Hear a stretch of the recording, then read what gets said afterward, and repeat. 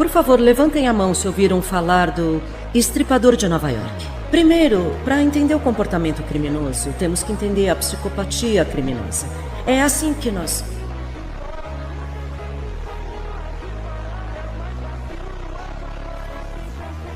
Essa não é. É, Você sabia?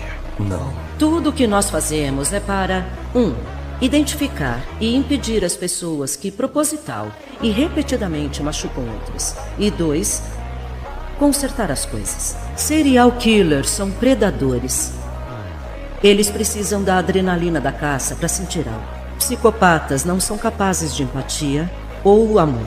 São indivíduos emocionalmente deficientes que se comportam apenas a serviço deles mesmos. Você não só tinha todos os traços clássicos de um psicopata, mas você acabaria virando um assassino. Decidimos que poderia aprender a matar pessoas que mereciam de fato morrer.